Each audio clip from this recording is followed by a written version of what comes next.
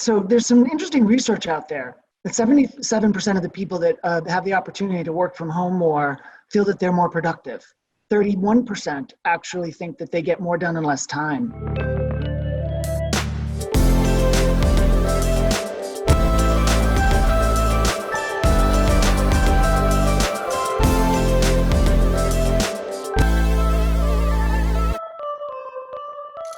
Good morning, good afternoon. My name is Robert Schmidt, also known as Mr. IoT. Welcome to another Coffee with Mr. IoT. And today my guest is Steve Hatfield, one of our leaders in Deloitte, talking about the future of work. Welcome to the show, Steve. How are you doing? Where are you, by the way? So thank you, Robert. I'm very happy to be here, happy to chat. I am at home. I think most of us are there. I thankfully live in the Berkshires in Massachusetts. So I live in a rural area in the country on a lot of acres, and I'm in my house. So you live on a lot of acres. You have animals around you? Well, yes. So the wild turkeys and bear and coyotes and things like that. We've got a nice plot, but we're surrounded by a lot of conservation land, so we experience a little bit of that as animals there might make their way here. But I gotta tell you, I have never appreciated my little teeny tiny yard outside as much as I do nowadays, where I can just walk outside, still be socially distanced, but have a little bit of greenery around me. How are you doing with everything going on today? How does that impact you, and what's going on for you personally? So personally, I'm blessed. All of my family is well cared for at this point, and has been smart enough to self-quarantine and socially distance in time. Of course, we're watching and monitoring. Unfortunately, I moved out of New York City about 3 years ago, and so my head and my heart is there right now, given what's happening. So I'm checking in with a lot of my friends there at this point. So, but personally, I'm blessed and in good shape.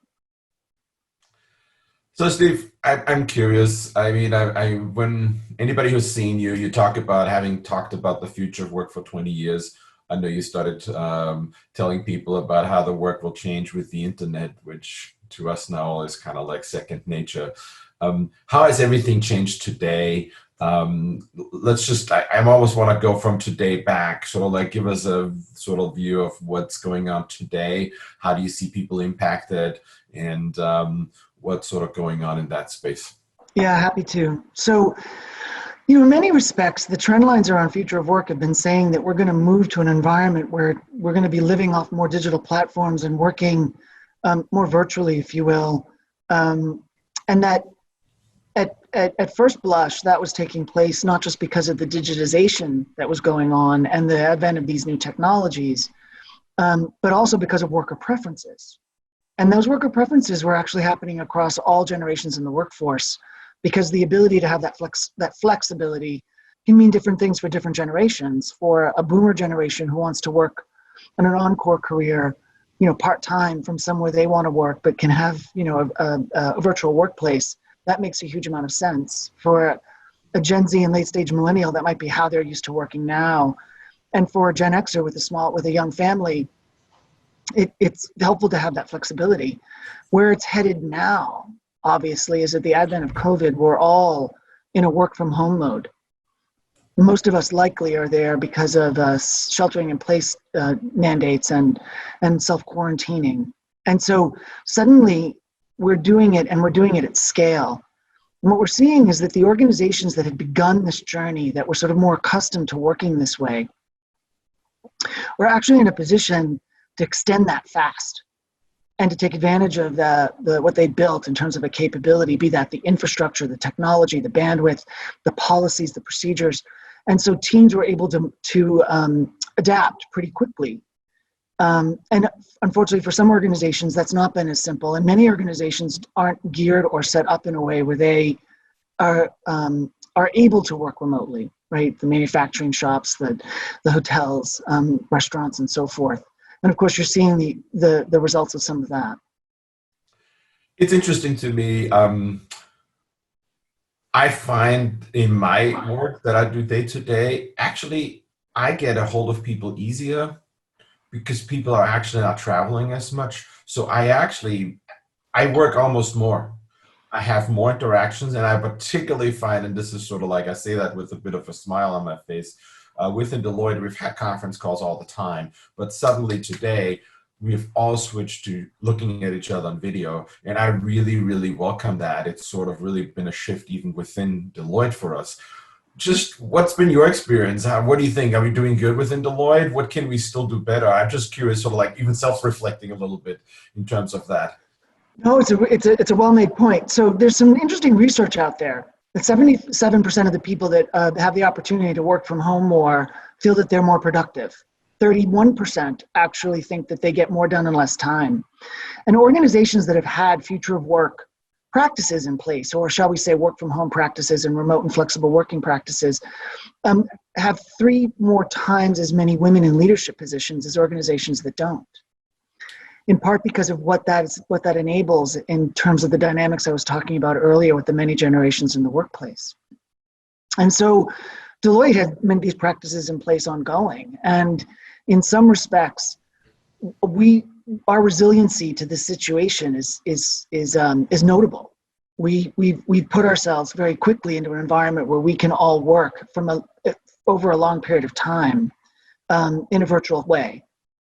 But it does mean that there are certain things that even we have to think about doing and doing differently and better. Because actually working in a remote environment means that you need to rethink work a bit. And you need to rethink the practices that you put into motion for various reasons. So, for example, organizations who are working completely remotely now need to have lots of information available to people in a more transparent way. What used to be invisible, sitting on a whiteboard or on a desk or for a picture or in a report, now needs to be visible out there on the collaboration tool that you're working on or on the share file, able for people to see it and work on it together. Another one is different work can happen, but you need the right toolkits. So if you're an engineering company and you're working on computer-aided design and you have that, then you can all collaborate on that tool together, right? If you're trying to do something that's more innovation and product design, you probably need more of a whiteboarding capability virtually. And are you using the right tool for that? And so various tools can be brought to bear against the right kinds of work. And, even Deloitte, as good as we are, we still tend to sort for email and now, video conferencing capabilities. So are we actually able to do more with different toolkits, and do we have access to those? And that creates all kinds of questions around cyber and all kinds of questions around infrastructure and firewalls and the rest. But we're quickly sorting that. It's interesting. I'm the lead alliance partner for PTC. It's a company, it's an engineering company. They make a variety of different softwares in the IoT space, but they also have a product called Chalk by Vuforia. And what it allows you to do is you take your phone, you talk to each other through the phone, and then you can actually make markups on there. So if I call you and say, hey, that picture in your back, I love how it's sitting, would you mind moving it? I can point at it, I can circle it, and then tell you which to move, and it sticks to it because it's actually in space on your end. So in any case, my point on this was they have actually gone and made that available for free to people. And I've seen actually with quite a few companies who want to do good, they take some of those productivity products you talk about, so those collaboration products, and they make them available to the masses, which I've seen a really, really positive influence. And I think it's going to be exactly what you say. We're going to complement our day with these little things and so forth. So, Steve, I'm curious, you talked about people that are adjusting like us. We've had some of it, and now we need to do more. We go through cyber challenges. Which tools do we add quickly? Which tools don't we? I'm curious about some of the remote work for people who aren't as remote. And I'm asking this from a point of view I work a lot in Smart Factory. And for us, a big part of what we do is we need to work with our clients in the factory, helping them, talking to them, how to install a sensor, how to set up a sensor in the factory, even walk through a factory virtually. What do companies do that are in those kind of situations? How do we deal with them? What are your thoughts around that? How can they become, I'm just going to call it be digital. It's not a good term, but I hope you know what I mean. So absolutely. It's interesting. Often when we're in the conversation, people immediately sort for work that is, shall we say, more white collar work that takes place in finance or in HR or in innovation or marketing or whatever it is, where teams are coming together to collaborate in a particular way, kind of like we are now. And I hear, well, this doesn't work for work that has to be oriented to a production line or work that has to be oriented to a factory. But there are some interesting examples that are emerging and were starting to emerge even prior to this event. So I'll give you one. In some factories, they were starting to recognize the fact that the team of people that they needed to have available to deal with any breakdown on the production line could actually be a virtual team, connected in a particular way. So when an alert happens, they're all alerted. They get on a call like this. They start to debate how to fix it. And perhaps one person who's nearby is next to the machine or near the machine providing the right intel, or perhaps even there's a robot doing that. And in some ways it's a cost savings because you don't have people just sitting there waiting for a moment when they need to be called upon. And it also is a knowledge sort of enhancement because you have many brains focused on the problem. But in a COVID environment, it also means that one individual who's at the production line can be, not surrounded by a team, sort of practicing the right social distancing, and yet a whole team of people are virtually sort of being asked to respond. And so the organizations that have begun to consider how to do more and more of that prior to COVID are experiencing that resilience. And this is happening across, all industries. Now, that said, I don't want to sound deaf eared to the plight of those that are in the airlines or in the restaurant or hospitality business or our healthcare workers because of the situation that they're experiencing.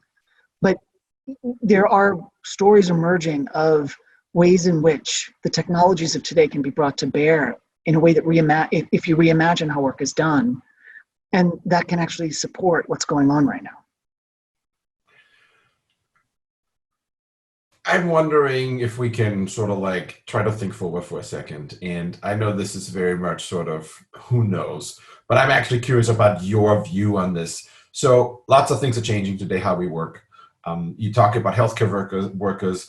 My healthcare plan sent me an email saying, please don't come to the doctor emergency, please call them on video. That it's been available to many of us, but that sort of push towards it is new.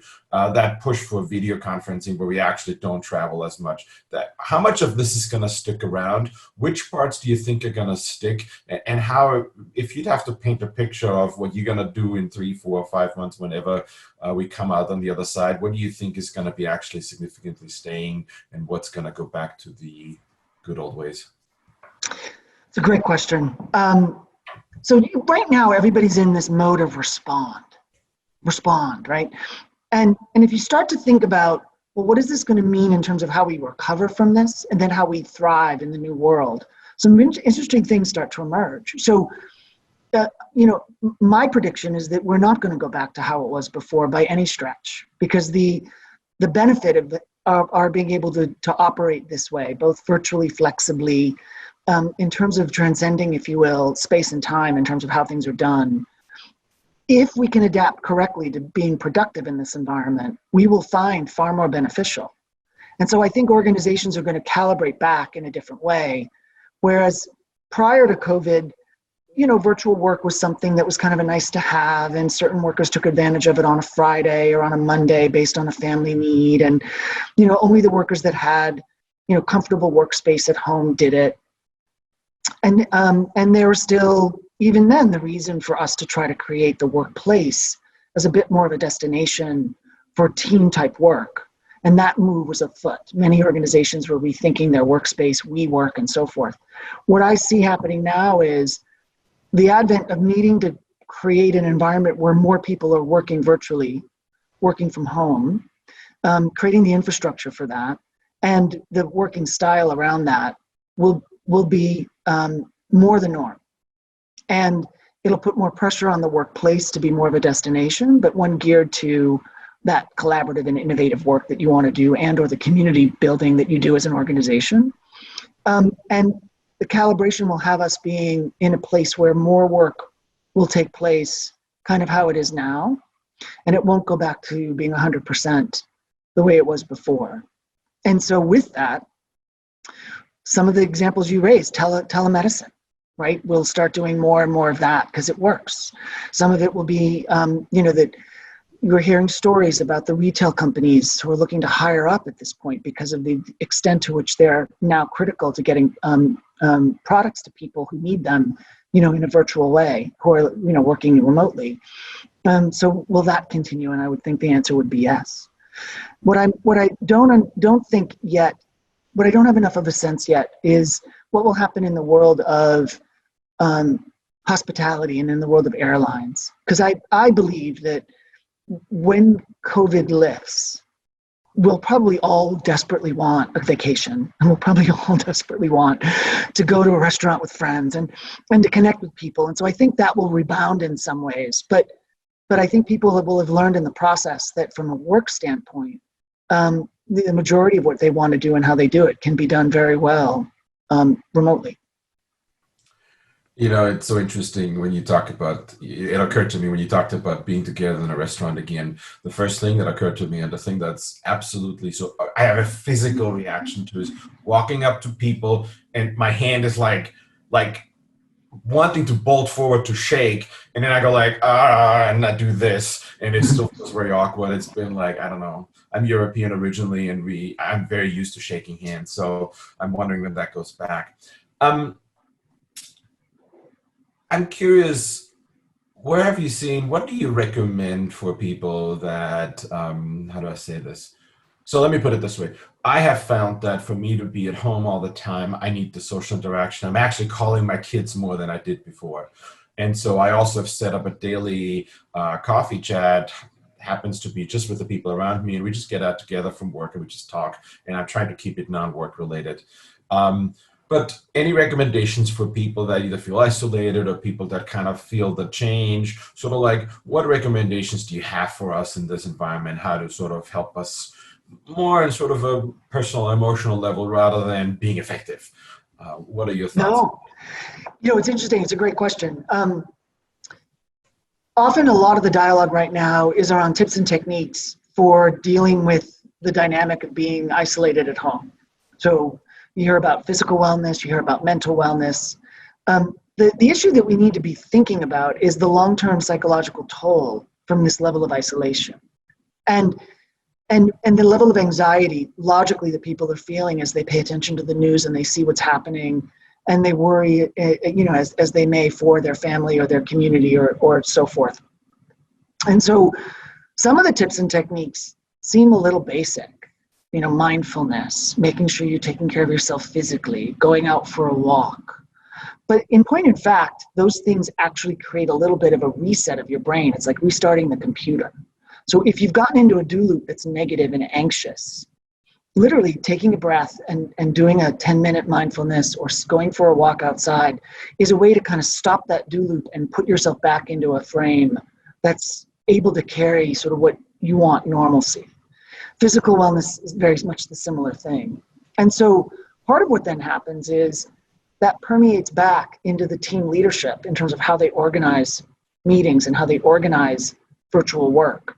So a team virtually contracting that we're going to do, face-to-face work during these hours of the day. We're going to do single individual work during these hours of the day would help a working family to understand which spouse has to be doing when, and which spouse has more flexibility to kind of multitask, take care of kids, do things, get lunch ready, whatever it might be otherwise. And so these small moves have great impact. Agendas for meetings. When people are feeling anxious and the other things that come along with isolation, depression, and it's loss of focus, lack of sleep, having meetings that provide people with a little bit more organizing, an agenda that focuses the meeting, being sort of quick and facilitating what it's about, keeping the discussion focused, becomes very useful to helping people deal with the problem. And then finally, I think that in a virtual environment, the community building activities that you do for an organization, for a team, really matter. They matter more than they might have otherwise. And so checking in with people, making it okay that your pet or your child shows up on a virtual call, because we're all living in this together, right? Having a moment where you all meet everyone's kids virtually. And that's happened on a couple of my teams. I've heard of teams that are taking classes together, a virtual yoga class or a virtual cycling class. And the Japanese have a word for a digital virtual drink. It's called onome. So it's when people collectively have a drink together, but virtually have. So you schedule onome, schedule a cocktail, or schedule a cup of tea. And I think those moves will go a huge distance to helping keep us buoyant through this. I love this, and I think you put something into context for me that I've felt but not been able to really verbalize, which is us as leaders. I think in the old days, we thought of us leaders in terms of leading teams effectively and leading teams sort of like getting to a goal. But people had outside help to be sort of taking care of themselves. I think in today's world, we took on I feel like I take on a responsibility to also set agendas, to not call them at certain times more rigid and sort of like their agenda stuff, and making room for the personal things much more consciously. So super interesting about that. Thank you. I want to close with something that I think actually is very important. I don't think we laugh enough. And so I'm going to tell you a story, and I hope you can close with your own story. And by the way, it all ends good. But my wife had an accident last week and had to be brought to the hospital. She's fine. But what ended up happening is she was in an ambulance brought to the hospital, and I drove with the car. And we ended up almost pulling up at the same time. And so she drives up with the ambulance, and I'm running next to the ambulance. I'm like jogging to just get there. So when she gets taken out, I'm there to receive her, right? Because I thought that was really nice. It was a little bit of a shock for her. So I'm jogging there. And then obviously I get to the back entrance of the emergency room, and there's a tunnel and people, like there's a police officer saying stop to me because they haven't checked me yet for COVID. And they say to me, you got to go and get screened. So I'm coming there after jogging, and obviously I'm like, and they're like, are you okay? I'm like, no, I was just jogging. I'm fine. They checked my temperature, and my wife actually heard me talking, so it all ended up good. But I thought it was pretty funny how I had to run and was out of breath, and it turned out just because I was running that I was out of breath. So everybody had a good laugh at that. Any good story for us that we can laugh about that we can end on from your end? Well, I'm glad your wife is okay. And yeah, it's interesting the way that various parts of sheltering in place puts things on lockdown in ways that you don't anticipate. I don't have as good a story, but I live in the part of the world where we have a lot of locally sourced fresh food. And so some of the farms nearby have begun to use their greenhouses to have things available for people. And so we belong to a couple of these. And so, of course, we're trying to support them, not just because it's good food, but because I want to keep these businesses kind of moving and buoyant at this time. And so we arrive, and there's a line. And we didn't anticipate the line. We thought we would just arrive and there'd be nobody there, but there's actually a line. And of course, it's a social distancing line. So everyone's 6 feet apart getting into this barn where there's the fresh produce. And I, of course, am trying to do this for over a 45-minute break I have between meetings. And so I arrive, and I turn to my husband and like, we have to turn around because we're never going to sit in this line, and I've got to be back on the phone, right? And he just got annoyed, but he understood. So it's interesting how the pace is changing in some ways, and you need to adapt to that and perhaps enjoy it. And you would think someone like me who lives out in the country would enjoy it. Unfortunately, I think the demand on the topic of future work is sort of increased to such an extent that I'm kind of running hard right now. But I look forward to the moment when I can get in that line. I understand. I hope you get in the line. Maybe you split times. And so thank you for sharing your story with your husband. I appreciate your time. It was great having you. And with that, another Coffee with Mr. IT has come to an end. Thank you for watching. If you missed any of today's show, I don't want to see any of our past shows, please check our playlist. I think it's up there, or maybe this way. I keep getting confused now where it is. But in any case, come join us, and please stay safe. Bye.